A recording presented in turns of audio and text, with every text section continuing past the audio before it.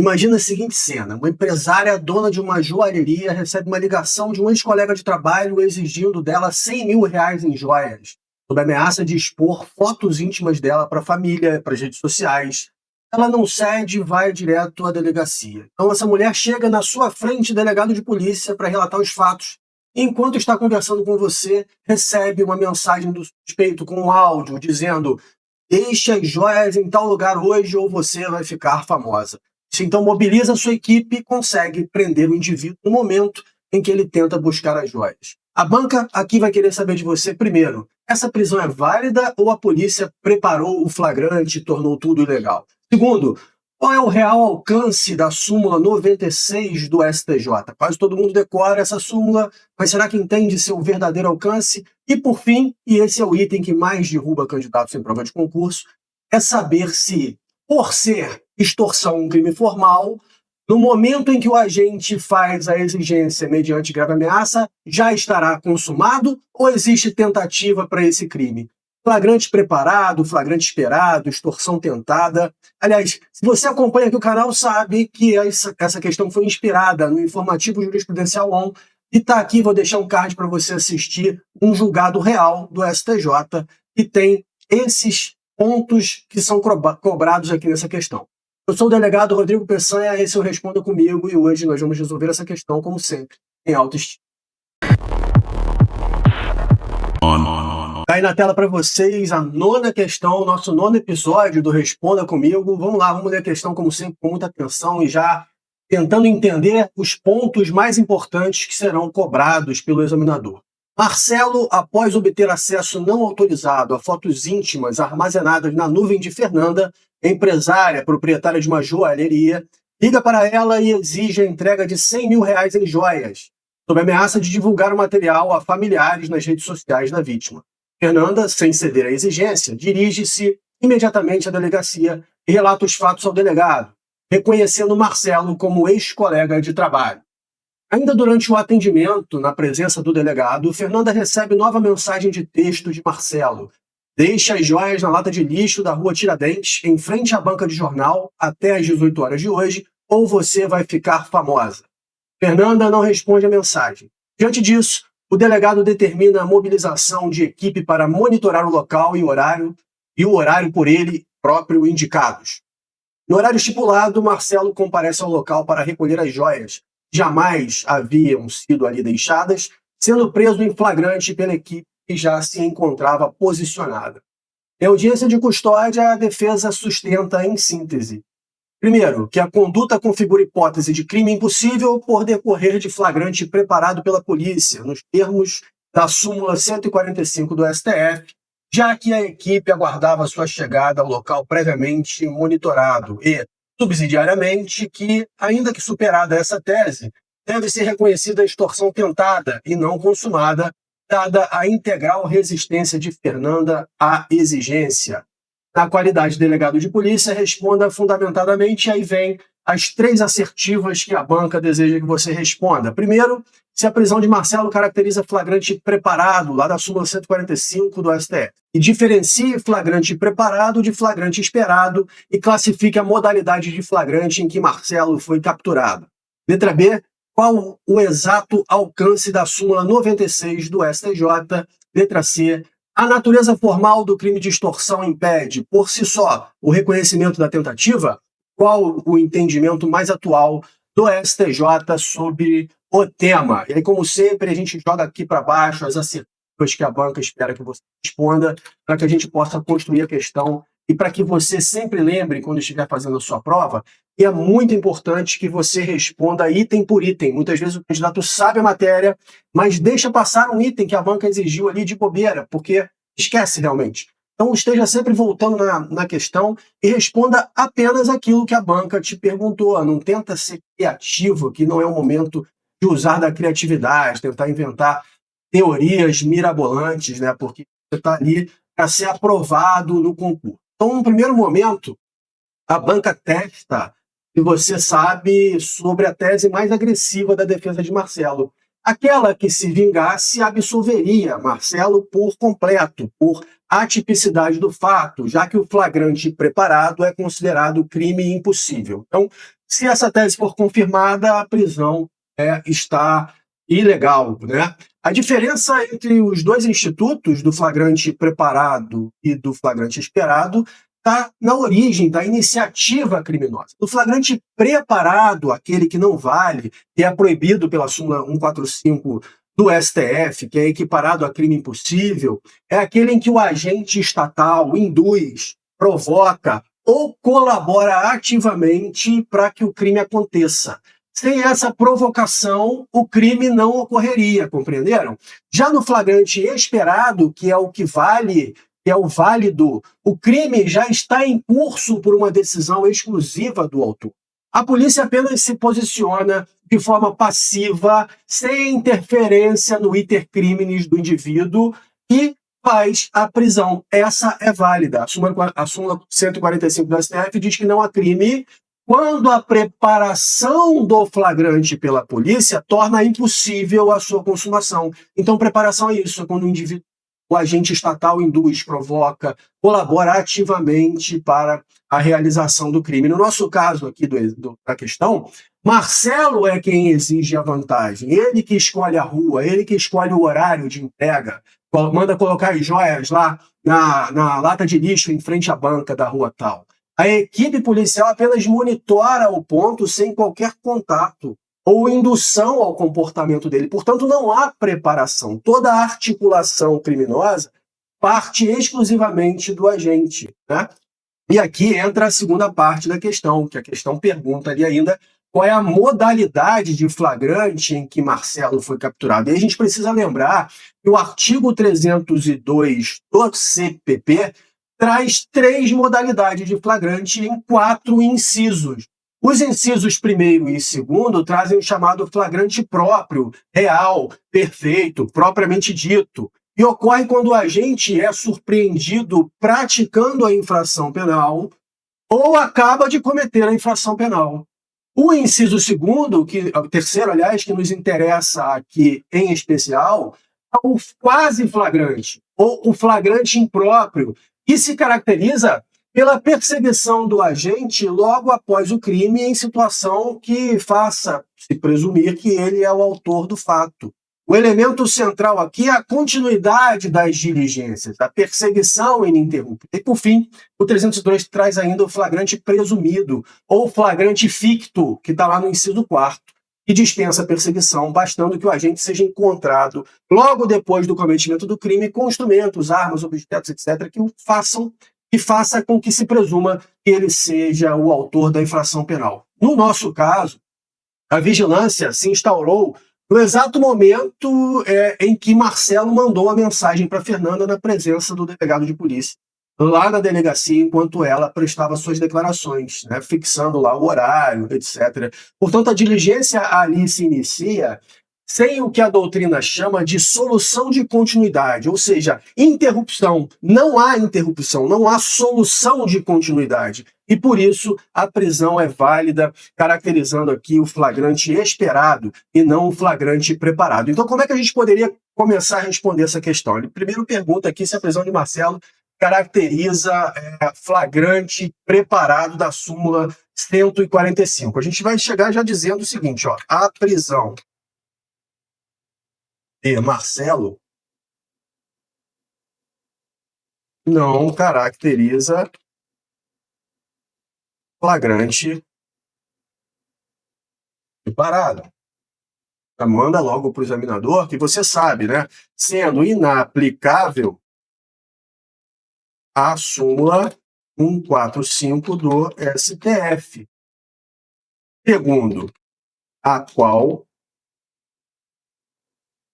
aí você vai dizer a súmula para o cara, para você mostrar para o seu examinador que você sabe qual é a redação da súmula, né? Então, segundo a qual não há crime quando a preparação do flagrante pela polícia torna impossível sua consumação. Certo? Certo? Pronto, matamos aí a primeira partezinha da questão, né? Agora você tem que fazer a distinção do flagrante preparado para o flagrante esperado e, por fim, você vai classificar a modalidade de flagrante em que Marcelo foi capturado. Então, essa letra A, ela tem 3 coisas para você responder. É isso que você tem que ficar ligado. Você tem que montar a sua resposta para atender item a item das perguntas que são colocadas pelo seu examinador. Então vamos lá, vamos responder isso daqui, ó. Diferencie flagrante preparado de flagrante esperado. O flagrante preparado pressupõe indução, provocação,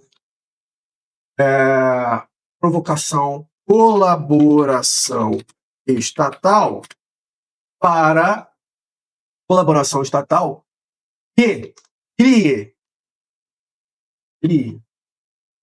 as condições para a prática do crime, certo? Cria as condições para a prática do crime. E criar as condições para a prática do crime acaba provocando o quê? Provoca um vício, não é isso? Na vontade do indivíduo. E é isso que faz com que o STF entenda que o crime, portanto, é impossível, já que seria impossível para o cara conseguir completar o núcleo do tipo criminoso que ele tenta praticar ali, certo? Então não há crime, é crime impossível.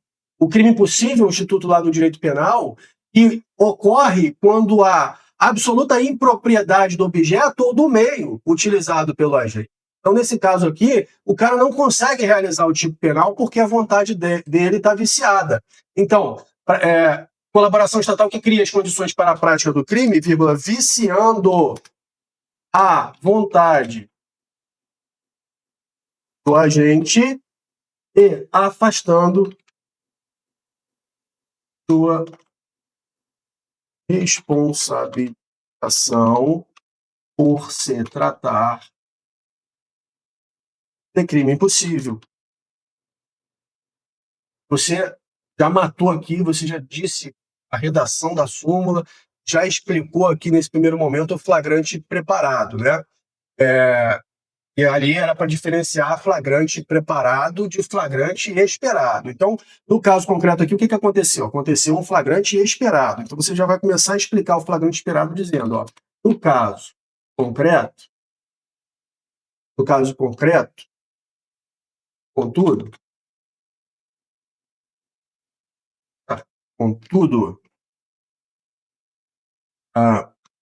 toda a articulação criminosa partiu de Marcelo, sem interferência dos agentes policiais,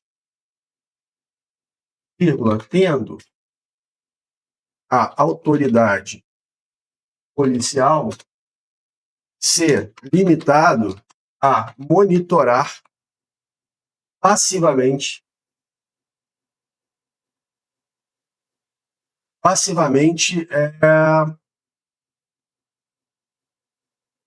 o local escolhido pelo próprio agente para o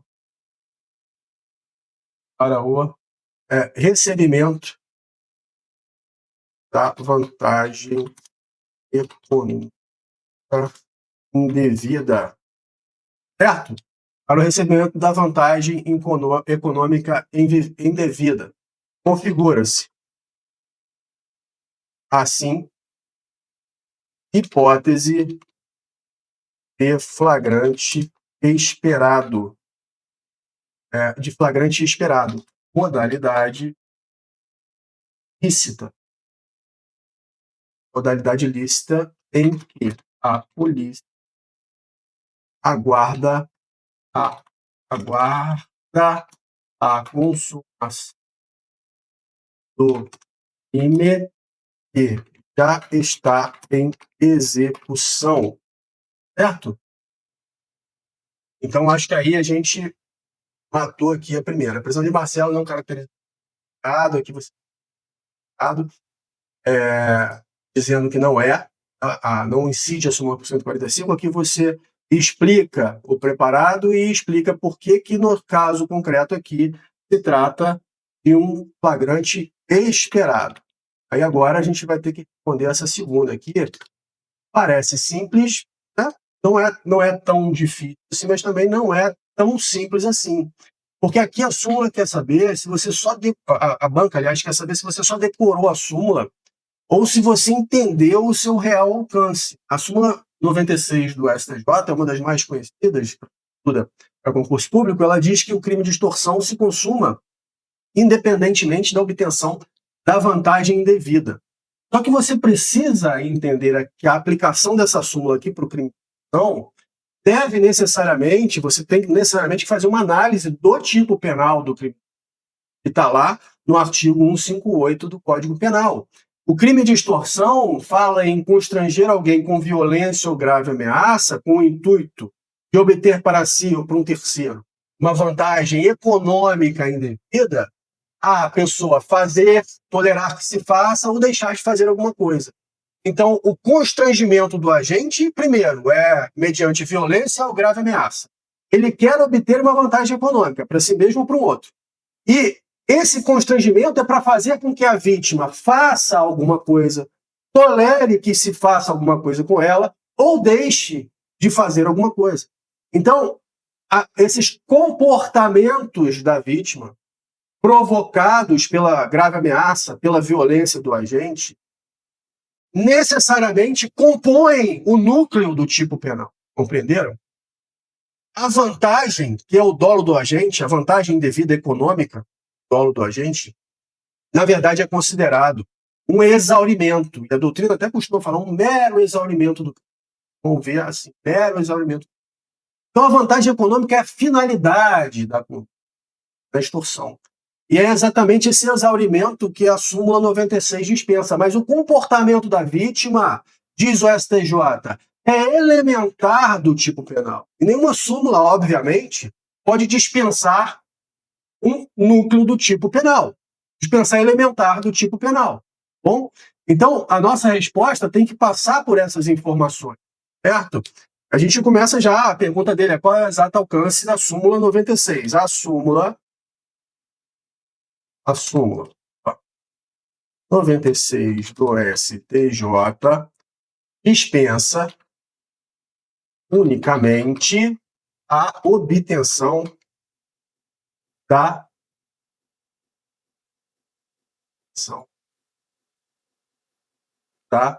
vantagem econômica indevida. A vantagem indevida, vamos ser mais criteriosos aqui, porque a súmula não fala em vantagem econômica. 158 fala em vantagem econômica. A súmula fala só em obtenção da vantagem indevida. Então, a súmula 96 do STJ dispensa unicamente a obtenção da vantagem indevida, vírgula, que constitui exaurimento do crime de extorsão. Bom, você já disse que você sabe ali o que a súmula dispensa, que é unicamente a dispensa do exaurimento do crime, da obtenção da vantagem econômica. Não dispensa, contudo, a realização do comportamento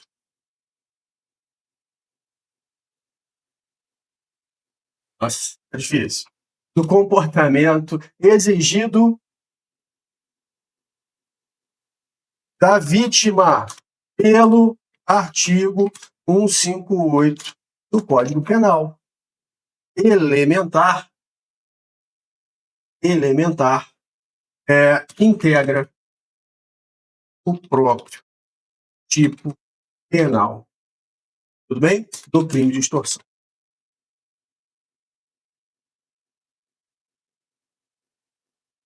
O comportamento da vítima, portanto, é um elementar, não é exaurimento, certo? O comportamento da vítima é elementar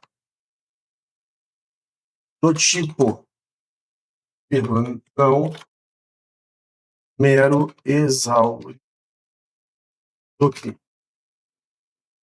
Vamos ver como é que ficou aqui, ó. Súmula 96 dispensa unicamente, deixa eu apagar logo isso aqui. Súmula 96 do STJ dispensa unicamente a obtenção da vantagem indevida que constitui exaurimento da extorsão. Não dispensa, contudo, a realização do comportamento exigido da vítima pelo artigo 8 do Código Penal, elementar, que integra o próprio tipo penal do crime de extorsão. O comportamento da vítima é elementar do tipo, é um mero exaurimento do crime. Certo? Então agora vamos para a próxima. A natureza formal do... Deixa eu descer e depois eu sobe aqui. A natureza formal do crime de extorsão impede por si só o reconhecimento da tentativa.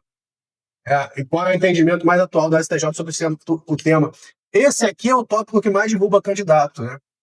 É o item mais técnico da questão e quem só decora que extorsão é crime formal acaba concluindo no automático que, uma vez realizada a violência ou a grave ameaça pelo autor do crime, a extorsão automaticamente já estaria consumada, porque o crime formal dispensa resultado naturalístico, isso é verdade. Mas não dispensa a conduta descrita no tipo penal. E nós acabamos de ver que, segundo o STJ, o comportamento da vítima no crime de extorsão, a sua intimidação, o efeito dessa grave ameaça ou violência é integrante no núcleo do tipo penal. Está lá no informativo 985, num julgamento de embargos de divergência em agravo em recurso especial. Informativo 895 do STJ, tem vídeo aqui no canal, vou deixar o card aqui para vocês, mais uma vez, para vocês assistirem o episódio lá do informativo jurisprudencial 1. Olha só, pessoal, quem quer passar para delegado precisa estudar jurisprudência e precisa também entender em que momento está os seus estudos.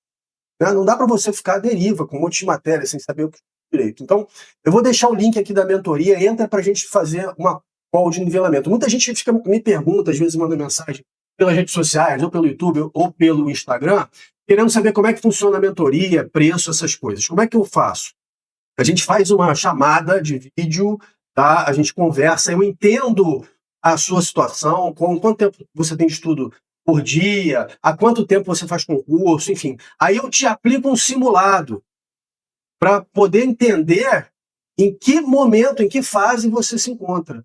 E aí sim eu te passo as propostas de mentoria para você saber qual é aquela que o Direito Penal ONU tem para oferecer que caiba exatamente no seu perfil, beleza? Mas voltando aqui então, né? O STJ, portanto, entendeu ali que o comportamento da vítima seria elementar do tipo penal do crime de extorsão. No nosso caso aqui, Fernanda não cede em nenhum momento, ela não entrega joias, ela não dá início a qualquer conduta de submissão.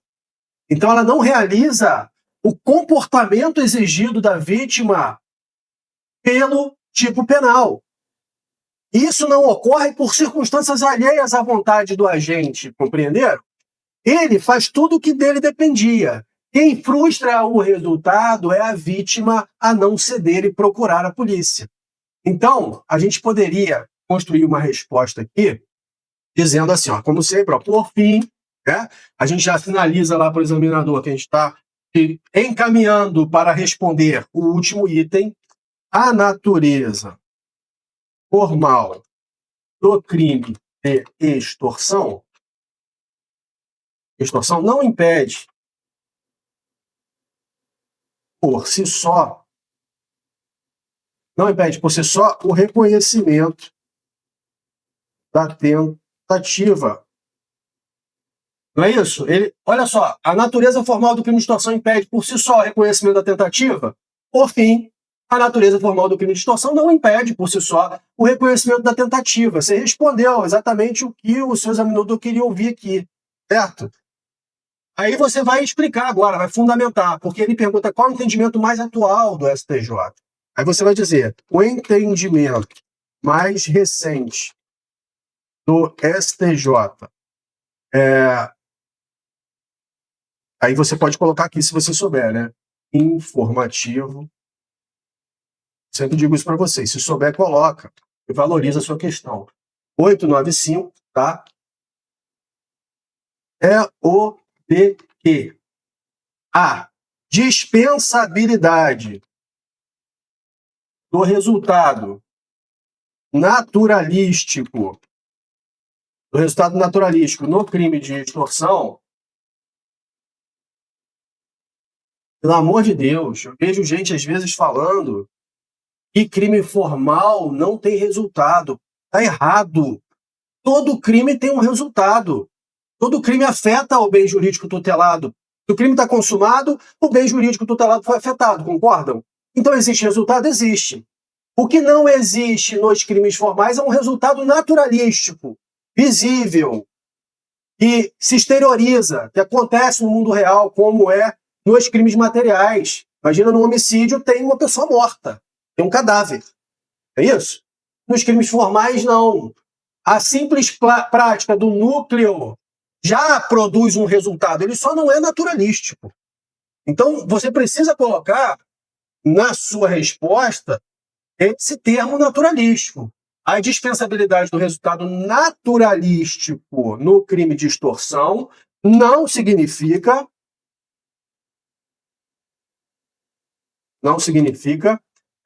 dispensa ao comportamento da vítima.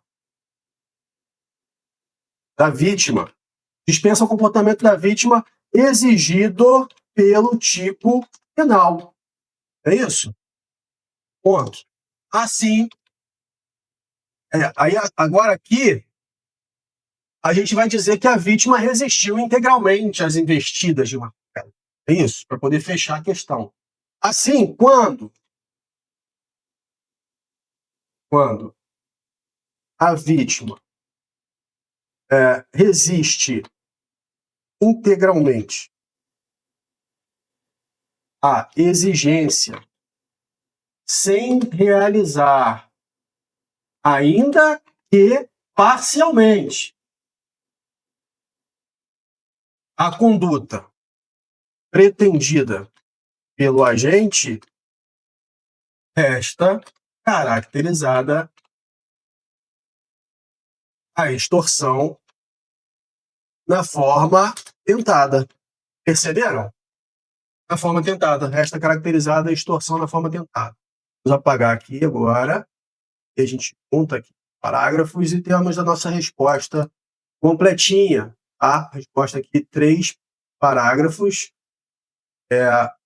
respondendo exatamente as 3 indagações do seu examinador. Então, voltando aqui a falar para vocês da mentoria, entra lá no link, tá aqui na descrição desse vídeo, vamos fazer uma call, vamos entender contra e ver um plano de mentoria próprio para você realmente ser aprovado, para você entrar no programa de mentoria e sair dele aprovado, certo? Segunda-feira no canal, Leis Penais Especiais, Marco do Combate ao Crime Organizado, 19 horas. Na quarta-feira, os importantes informativos jurisprudenciais vão 19 horas também. Espero que tenham gostado do vídeo. Deixa aqui o comentário, o like, indica para aquele seu amigo. Um forte abraço, fiquem todos com Deus e bons estudos.